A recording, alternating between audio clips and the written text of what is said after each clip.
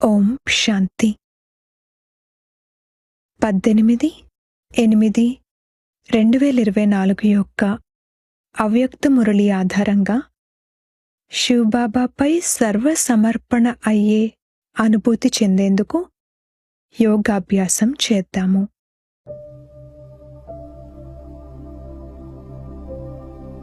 ఓం శాంతి. నేను ఆత్మను, జ్యోతిర్బిందువును, చైతన్య శక్తిని. పూజ్య సాలిగ్రామాన్ని శివ పరమాత్మతో పాటుగా నా అలౌకిక జన్మ జరుగుతుంది.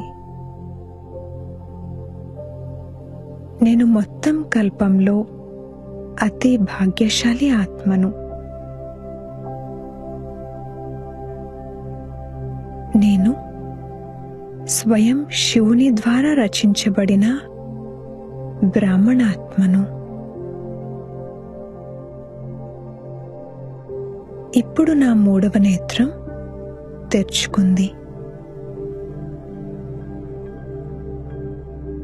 నేను అజ్ఞాన నిద్ర నుండి మేల్కొన్నాను. సదా కోసం మేల్కొన్నాను. పూర్తి జీవితం కోసం శ్రేష్ఠ వ్రతాన్ని ధారణ చేశాను. పవిత్ర ఆహారము, పవిత్రమైన వ్యవహారము మరియు పవిత్రమైన ఆలోచనలు నా ఈ సహజమైన జీవితంలోని వ్రతము. శివబాబా నా ద్వారా విశ్వ కళ్యాణం అనే మహాయజ్ఞం యొక్క కార్యాన్ని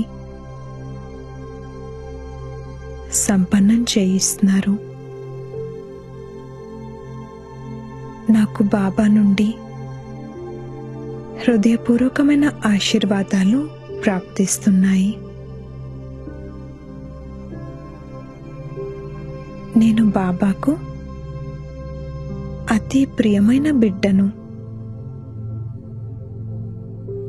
నాపై బాబా బలిహారం అవుతారు మరియు నేను కూడా బాబాపై బలిహారం అవుతాను. మనస, వాచ, కర్మణ ద్వారా బాబా ఎదురుగా సమర్పణ అవుతున్నాను.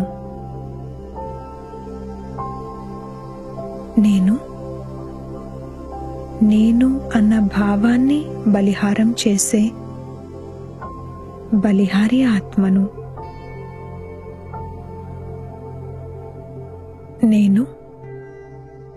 నేను అన్న భావాన్ని అర్పణ చేసే శ్రేష్ఠ బ్రాహ్మణాత్మను. నేను దేహాభిమానానికి చెందిన రకరకాల సూక్ష్మ అంశాలను ఆహుతి చేసే ఆత్మను.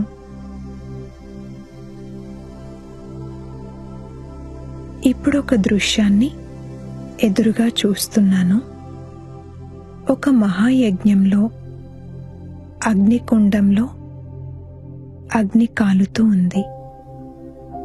శ్రేష్ఠ బ్రాహ్మణాత్మనైన నేను ఈ యజ్ఞం యొక్క జ్వాలలో అనేక రకాల నేను అనే వాటిని ఆహుతి ఇస్తున్నాను. దేహభానానికి చెందిన నేను అనే దానిని ఆహుతి ఇస్తున్నాను. సంబంధ సంపర్కాలలో చిక్కుకోవడానికి సంబంధించిన నేను అనే దానిని ఆహుతి ఇస్తున్నాను. పోస్ట్ పొజిషన్కు సంబంధించిన నేను అనే దానిని ఆహుతి ఇస్తున్నాను.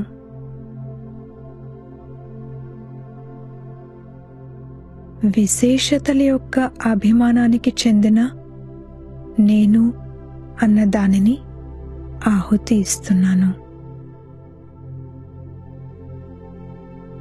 ఈ విశేషతలు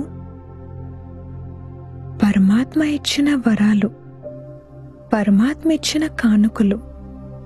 వీటికి సంబంధించిన రాయల్ అభిమానంతో కూడిన నేను అన్న దానిని కూడా ఆహుతి ఇస్తున్నాను.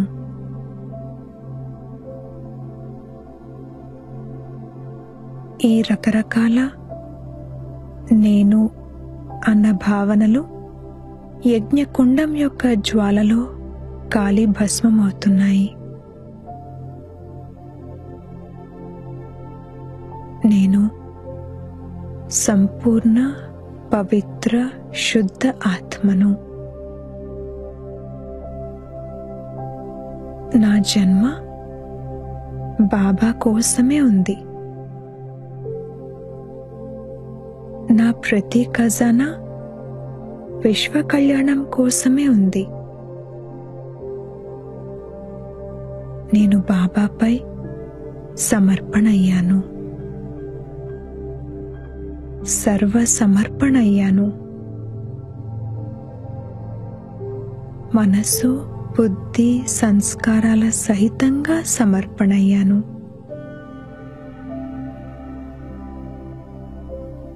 నేను వ్యర్థం మరియు నెగటివ్ యొక్క ప్రభావం నుండి ముక్తునిగా ఉన్నాను. పరివర్తన అనే మార్గంలో నేను అందరికన్నా ముందున్నాను. నేను తీవ్ర పురుషార్థిని. నా 63 జన్మల పాత సంస్కారాలు పరివర్తన అవుతున్నాయి. నేను మనస్ఫూర్తిగా రియలైజ్ అయ్యి సదా కోసం వీటిని పరివర్తన చేస్తున్నాను. దివ్యత్వం నా న్యాచురల్ నేచర్. నా మనసులో భావం మరియు భావన ప్రతి ఆత్మ పట్ల శుభంగా ఉంటుంది. అశుభ భావనను కూడా పరివర్తన చేసి శుభ భావనను ఉంచుతాను. ప్రతి ఆత్మ విషయంలోనూ వారు తప్పకుండా మారతారు అన్న శుభకామనను ఉంచుతాను. ఎవరి విషయంలోనూ జడ్జ్గా అయి జడ్జ్మెంట్ ఇవ్వను. నేను ప్రకృతిని కూడా పరివర్తన చేస్తాను. కావున ఆత్మలను కూడా సహజంగా పరివర్తన చేస్తాను. నేను సతోగుణిగా తయారు చేసే ఆత్మను. నేను నా మనసు, బుద్ధి, సంస్కారాలను కూడా పరివర్తన చేసుకుంటాను. అంతేకాక ఇతరులవి కూడా పరివర్తన చేస్తాను. నా వాయుమండలం, నా వైబ్రేషన్స్, నా సాంగత్యం, నేను హృదయపూర్వకంగా ఇచ్చే సహయోగం, నా హృదయపూర్వక ఆశీర్వాదాలు ఇతరులను కూడా సహజంగా పరివర్తన చేస్తాయి.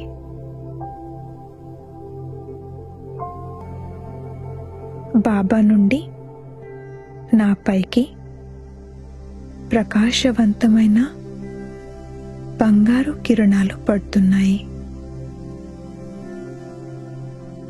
నేను బాబా యొక్క ఆ దివ్య కిరణాలలో లీనమైపోతున్నాను. ఈ కిరణాలు ఆత్మలందరి వైపుకు కూడా వ్యాపిస్తూ అందరినీ పరివర్తన చేస్తున్నాయి. అనేకులను కర్మయోగులుగా చేస్తున్నాయి, ఆశావాదులుగా చేస్తున్నాయి. అనేక మంది మైక్ క్వాలిటీ ఆత్మలకు శక్తి లభిస్తూ ఉంది. అందరూ బాబా యొక్క వారస్ పిల్లలుగా తయారవుతున్నారు.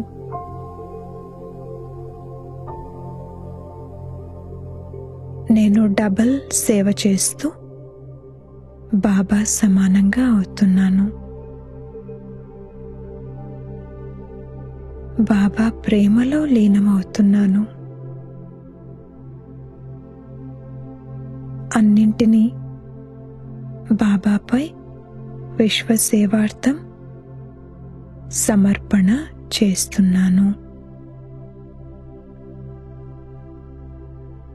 ఓం శాంతి.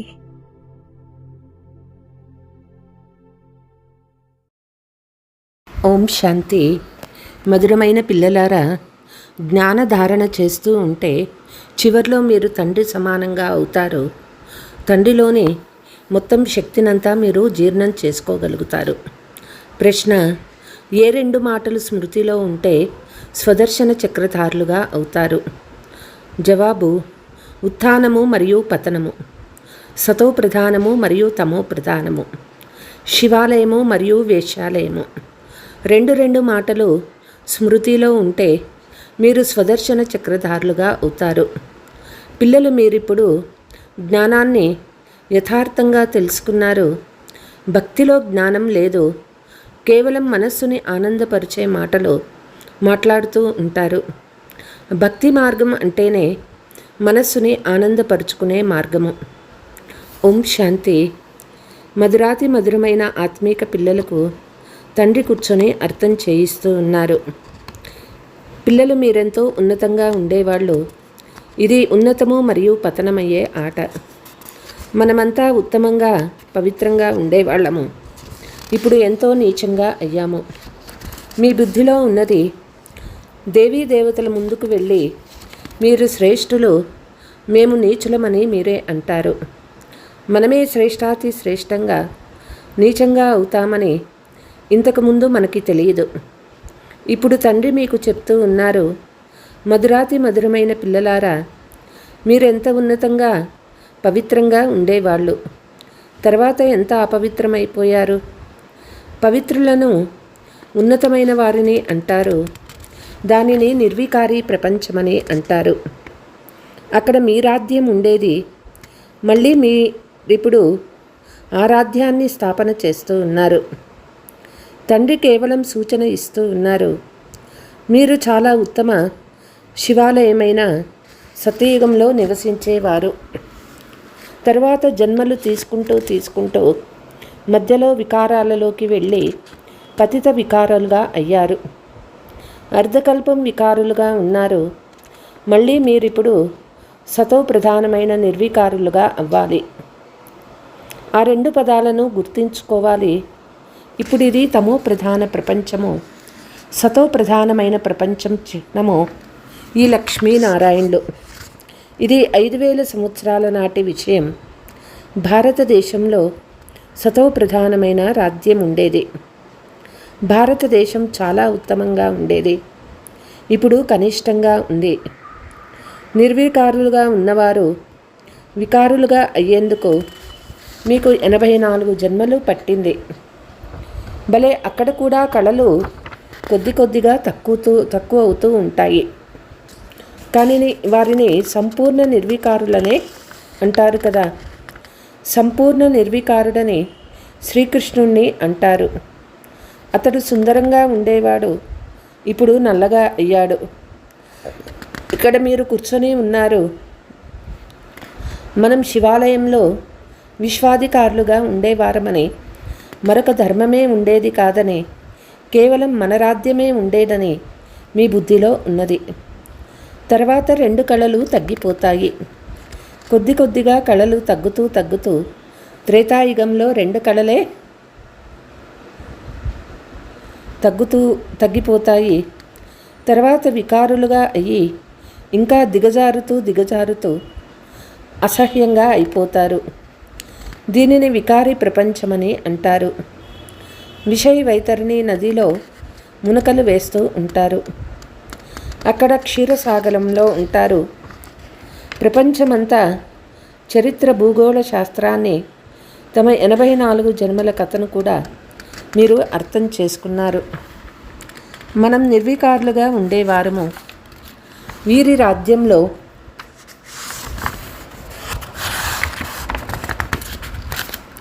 ఉండేవారము.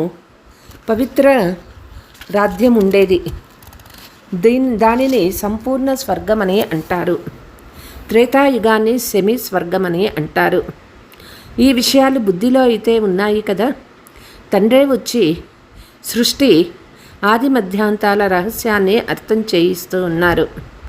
మధ్యలోనే రావణుడు వచ్చాడు. మళ్ళీ అంతిమంలో ఈ వికారి ప్రపంచం వినాశమవుతూ ఉంది. మళ్ళీ ఆదిలోకి వెళ్ళేందుకు పవిత్రంగా అవ్వాలి. స్వయాన్ని ఆత్మగా భావించి నన్నొక్కరినే స్మృతి చేయండి. స్వయాన్ని దేహమని భావించకండి. బాబా మీరొస్తే మేము మీ వారిగానే ఉంటామని భక్తి మార్గంలో ప్రతిజ్ఞ చేశారు. ఆత్మ తండ్రితో మాట్లాడుతూ ఉన్నది. కృష్ణుడు తండ్రి ఏమీ కాదు. ఆత్మల తండ్రి నిరాకార శివబాబా ఒక్కరే. ఆ హద్దు తండ్రి ద్వారా హద్దు వారసత్వం, బేహద్దు తండ్రి ద్వారా బేహద్దు వారసత్వం భారతదేశానికి లభిస్తుంది. అందుకే సత్యయుగాన్ని శివాలయమని అంటారు.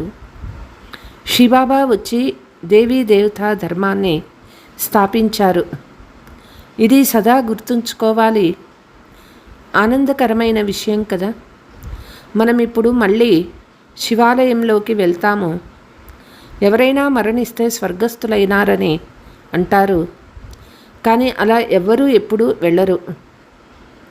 అవన్నీ మనస్సుని ఆనందపరుచుకునేందుకు భక్తి మార్గంలోని అసత్య పుకార్లు మాత్రమే. సత్యమైన స్వర్గానికి మీరిప్పుడు వెళ్ళనున్నారు. అక్కడ ఏ రోగము ఉండదు. మీరు సదా హర్షితంగా ఉంటారు. తండ్రి ఎంత సహజంగా చిన్న చిన్న పిల్లలకు అర్థం చేయించే విధంగా అర్థం చేయిస్తూ ఉన్నారు. బయట ఎక్కడున్నా మీరు పదవి పొందుకోవచ్చు.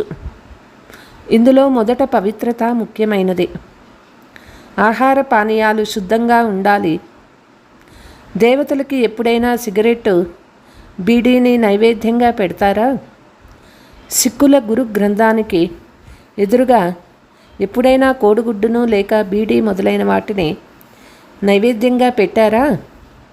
గ్రంథాన్ని గురు గోవిందని శరీరంగా భావిస్తారు. గ్రంథానికి అంత గౌరవం ఇస్తారు. ఆ గ్రంథాన్ని గురువు దేహంగా భావిస్తారు. గురునానక్ గారు గ్రంథాన్ని వ్రాయలేదు. గురునానక్ అవతరించారు. సిక్కు మతస్థులు వృద్ధి అయిన తర్వాత ఆ గ్రంథని రాశారు.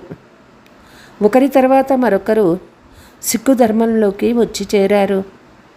గురు గ్రంథం కూడా మొదట చేతితో వ్రాయబడి చాలా చిన్నదిగా ఉండేది. ఇప్పుడు భగవద్గీతను కృష్ణుడు రూపంగా భావిస్తారు. గురునానక్ గ్రంథం వలె కృష్ణుని గీతకు కూడా మహిమ ఉన్నది. కృష్ణ భగవాను ఉవాచ అని చెప్తూ ఉంటారు. దీనినే అజ్ఞానమని అంటారు. జ్ఞానము ఒక్క పరంపిత పరమాత్మ వాళ్ళలో మాత్రమే ఉన్నది. గీత ద్వారా సద్గతి లభిస్తుంది. ఆ జ్ఞానము తండ్రి వద్ద మాత్రమే ఉంటుంది. జ్ఞానము ద్వారా పగలు భక్తి ద్వారా రాత్రి అవుతుంది. ఇప్పుడు తండ్రి చెప్తూ ఉన్నారు, ఆత్మను పవిత్రంగా చేసుకోవాలి. అందుకు కష్టపడాల్సి ఉంటుంది. ఒకేసారి జ్ఞానమంతా ఎగిరిపోయేంతగా మాయావి తుఫాన్లు జోరుగా వస్తాయి. ఎవరికీ చెప్పలేము. మొదట కామ వికారమే చాలా ఇబ్బంది పెడుతుంది, విసుగుస్తుంది. అందులోనే సమయం పడుతుంది. జీవన్ముక్తి అయితే ఒక్క క్షణంలోని విషయమే. పుత్రుడు జన్మిస్తూనే అధికారిగా అవుతాడు. శివబాబా వచ్చారని మీరు గుర్తించారు. వారసత్వానికి హక్కుదారులుగా అయ్యారు. గీతకు కూడా శివబాబాయే గానం చేశారు. వారే నన్నొక్కరినే స్మృతి చేయండి అని చెప్పారు. తండ్రి ఈ సాధారణ శరీరంలో వచ్చారు. కృష్ణుడు సాధారణమైనవాడు కాడు. అతడు జన్మ తీసుకోగానే మెరుపులు వస్తాయి, చాలా ప్రభావం పడుతుంది. అందువల్లనే శ్రీకృష్ణునికి ఇప్పటి వరకు కూడా మహిమ చేస్తారు. ఇక శాస్త్రాలు మొదలైనవన్నీ భక్తి మార్గానికి చెందినవి. ఆంగ్లంలో ఫిలాసఫీ అంటారు. ఆధ్యాత్మిక జ్ఞానం అయితే ఆధ్యాత్మిక తండ్రి మాత్రమే ఇవ్వగలరు. మీ ఆధ్యాత్మిక తండ్రినని స్వయంగా వారే చెప్తూ ఉన్నారు. తండ్రి జ్ఞానసాగరుడు. మీరు తండ్రి ద్వారా నేర్చుకుంటూ ఉన్నారు, జ్ఞానాన్ని ధారణ చేస్తూ ఉన్నారు. చివరిలో మళ్ళీ తండ్రి వలె అవుతారు. ఆధారమంతా ధారణపైనే ఉన్నది. తండ్రిని స్మృతి చేయడం ద్వారా మళ్ళీ ఆ శక్తి వచ్చేస్తుంది. స్మృతిని పదును అని అంటారు. ఖడ్గాలలో కూడా తేడా అయితే ఉంటుంది కదా. 100 రూపాయల ఖడ్గము ఉంటుంది, 3000 4000 రూపాయల ఖడ్గము కూడా ఉంటుంది. బాబా అయితే అనుభవి కదా. ఖడ్గానికి చాలా గౌరవం ఉంటుంది. గురు గోవింద్ సింగ్ గారి ఖడ్గానికి ఎంత గౌరవం ఉన్నది. పిల్లలు మీలో కూడా యోగ బలం ఉండాలి. కాబట్టి జ్ఞానం అనే ఖడ్గంలో పదును ఉండాలి. పదును వస్తే త్వరగా అర్థం చేసుకుంటారు. డ్రామా అనుసారం మీరు కష్టపడుతూ ఉంటారు. తండ్రిని ఎంతెంత స్మృతి చేస్తారో స్మృతి చేయడం ద్వారానే పాపం సమాప్తమవుతుంది. పతిత పావనులైన తండ్రియే యుక్తిని తెలుపుతూ ఉన్నారు. మళ్ళీ కల్పం తర్వాత కూడా ఈ విధంగానే వచ్చి మీకు జ్ఞానం ఇస్తారు. ఇతనితో కూడా అంతా త్యాగం చేయించి తమ రథంగా చేసుకుంటాడు. అక్కడ మీకు ఎంత ఆకర్షణ కలిగింది. దానితో అందరూ ఎలా పరిగెత్తి వచ్చేశారు. తండ్రిలో ఆకర్షణ ఉన్నది కదా. ఇప్పుడు మీరు కూడా ఇలా సంపూర్ణంగా అవ్వాలి. నెంబరు వారుగానే అవుతారు. ఇక్కడ రాజధాని స్థాపన అవుతూ ఉన్నది. సత్యయుగం ఆది నుండి కలియుగం అంతిమం వరకు తిరుగు ఈ సృష్టి చక్రాన్ని అయితే అర్థం చేసుకున్నారు. ఇది సంగమయుగము. పావనంగా చేసేందుకు తండ్రి కూడా తప్పకుండా రావాల్సి వచ్చింది. పావనం అంటే సతో ప్రధానము. మళ్ళీ తుప్పు పట్టిపోతుంది. ఆ తుప్పు ఇప్పుడెలా తొలగిపోయేది? ఆత్మ అసత్యంగా ఉన్నప్పుడు శరీరం కూడా అసత్యమైనదే దొరుకుతుంది. ఆత్మ సత్యంగా ఉన్నప్పుడు శరీరం కూడా సత్యమైనది అంటే సుందరంగా ఉంటుంది. జ్ఞానము తెలియకముందు ఇతడు కూడా నమస్కారం వందనాలు చేస్తూ ఉండేవాళ్ళు.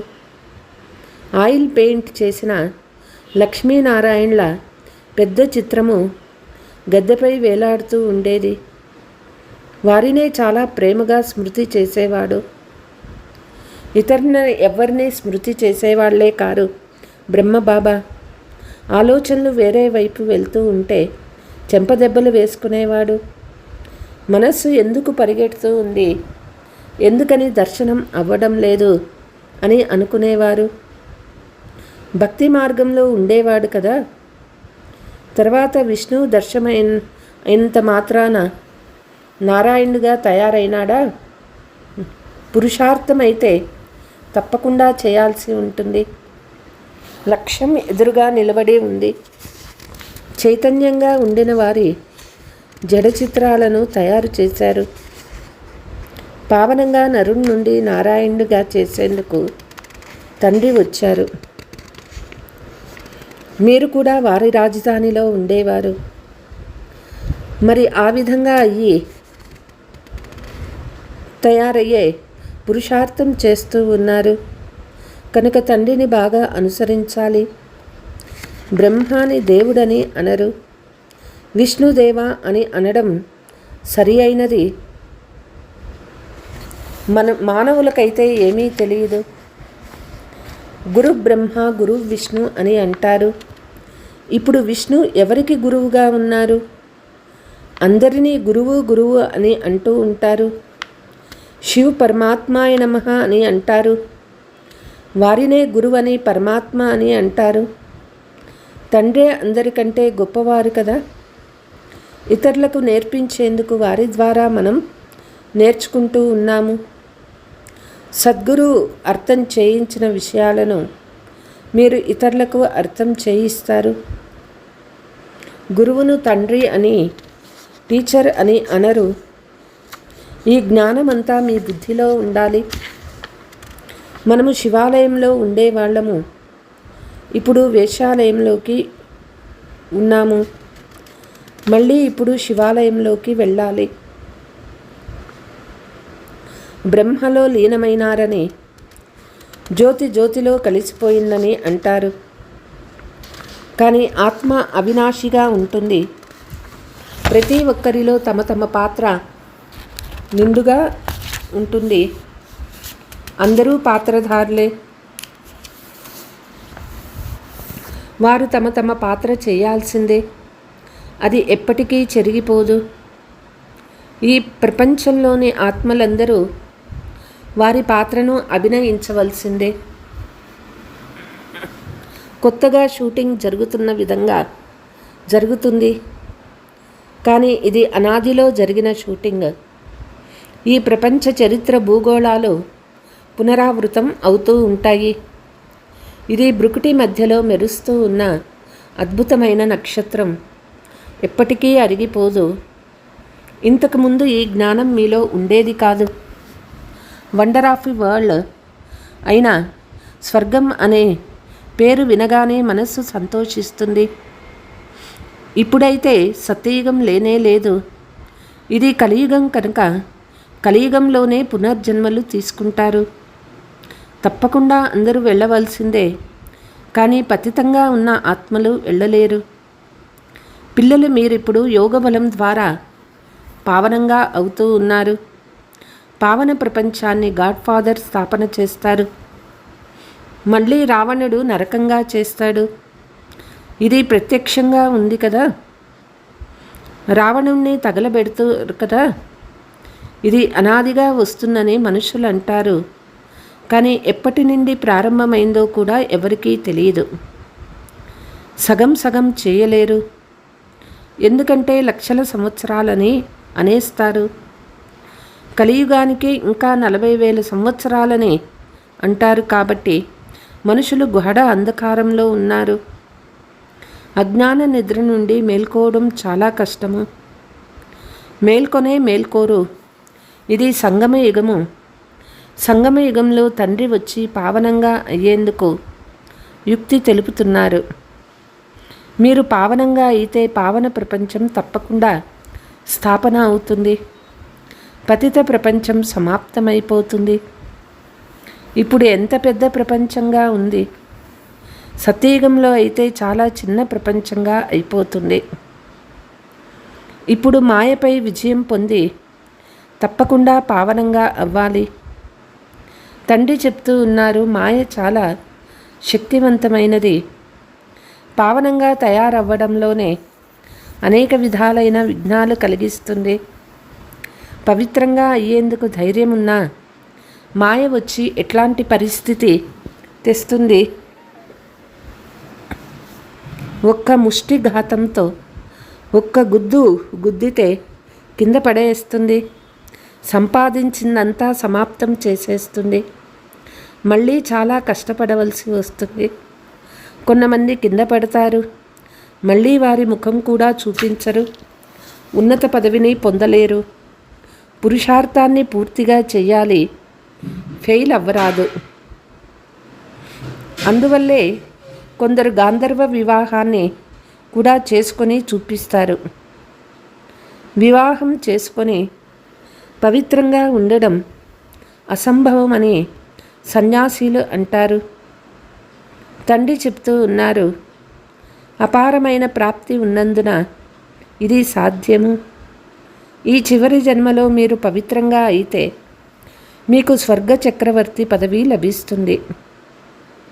ఇంత గొప్ప ప్రాప్తిని పొందేందుకు మీరు ఈ ఒక్క జన్మ పవిత్రంగా ఉండలేరా? బాబా, మేము తప్పకుండా ఉంటాము అని మీరు అంటారు.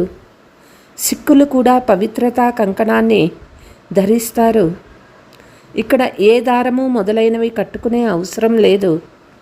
ఇది బుద్ధికి సంబంధించిన విషయము. తండ్రి చెప్తూ ఉన్నారు, నన్నొక్కరిని స్మృతి చేయండి. పిల్లలు చాలామందికి వినిపిస్తారు, కానీ గొప్ప వ్యక్తుల బుద్ధిలో కూర్చోదు. మొదట వారికి మీరంతా ప్రజాపిత బ్రహ్మ సంతానమని అర్థం చేయించండి. శివబాబా ద్వారా వారసత్వం లభిస్తుంది. పతీత్ నుండి పావనంగా అవ్వాలి.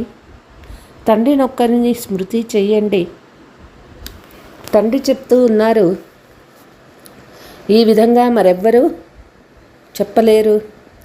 భారతదేశం మొదట నిర్వికారిగా ఉండేది, ఇప్పుడు వికారిగా అయ్యిందని.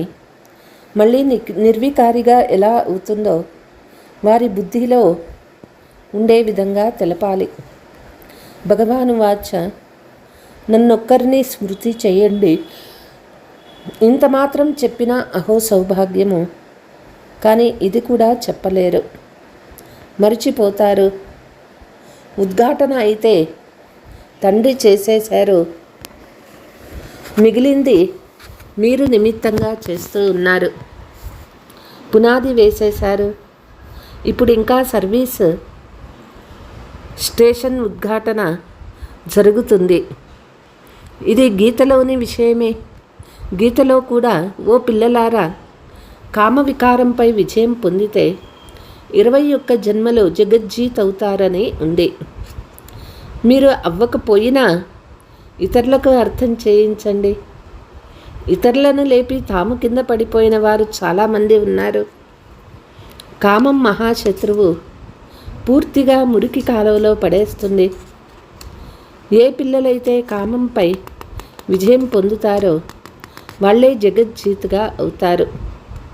अच्छा, मीठे मीठे सिकीलते बच्चों प्रति मात पिता बाप दादा का याद प्यार और गुड मॉर्निंग.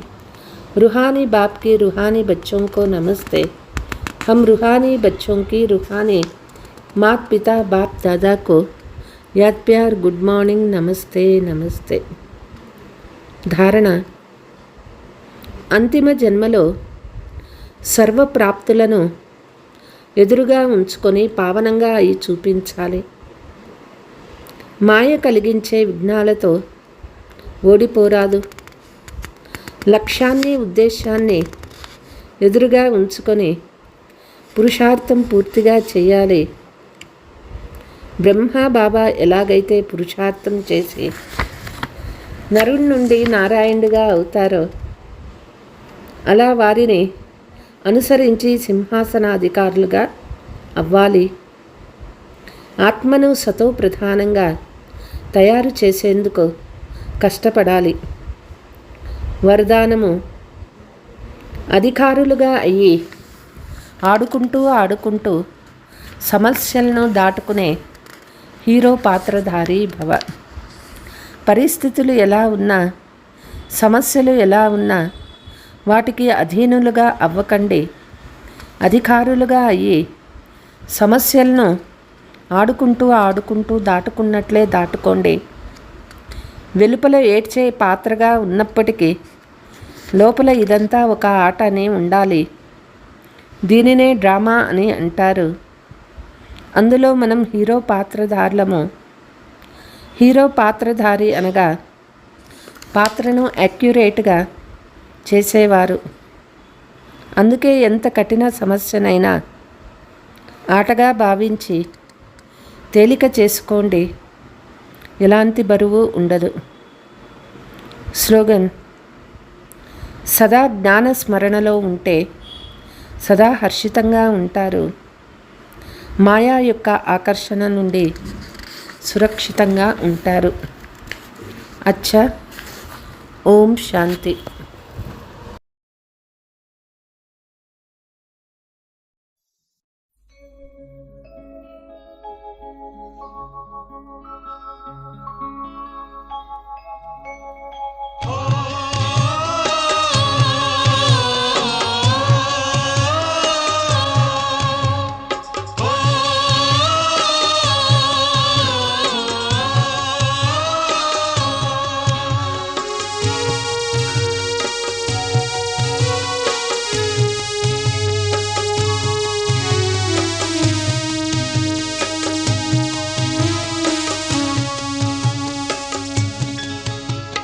पवित्रता का परम पर्व राखी संदेश सुनाए।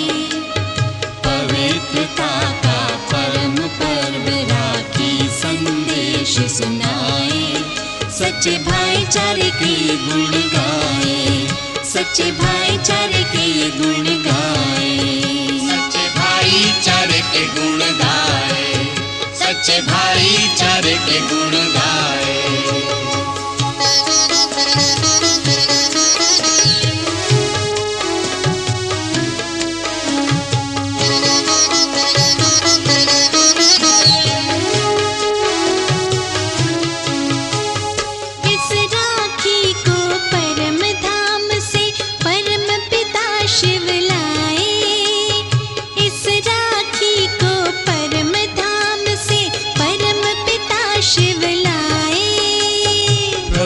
मिलन ये कराती है अनोखी ये कहलाए, अनोखी ये कहलाए। इस बंधन को जो बांधे वो, इस बंधन को जो बांधे वो स्वर्ग सुखों के पाए, वो स्वर्ग सुखों के पाए। सच्चे भाईचारे के गुण गाए, सच्चे भाईचारे के गुण गाए।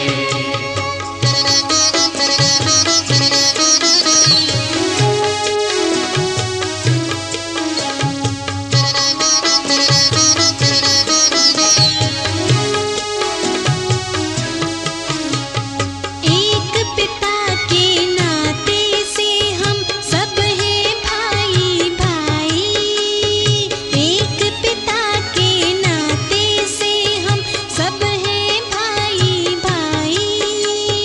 भूल गए इस नाते को अपवित्रता है आई, अपवित्रता है आई। राखी इस त्योहार को लाकर,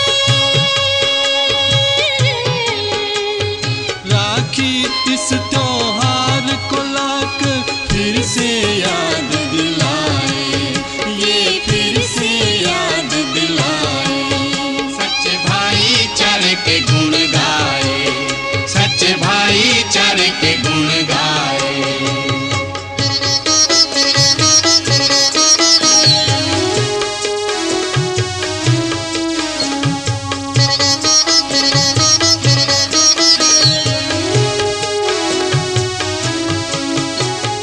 नैनों को कर पावनता अंजन है दिव्य बनाया। नैनों को कर पावनता अंजन है दिव्य बनाया। दिल में भर कर प्यार रूहानी जीवन है सजाया, ये जीवन है सजाया। आत्मज्ञान का तिलक लगा के, आत्मज्ञान का तिलक लगा के मन का दीप जलाए, ये मन का दीप जलाए। सच्चे भाई सच्चे भाईचारे के गुण गाए।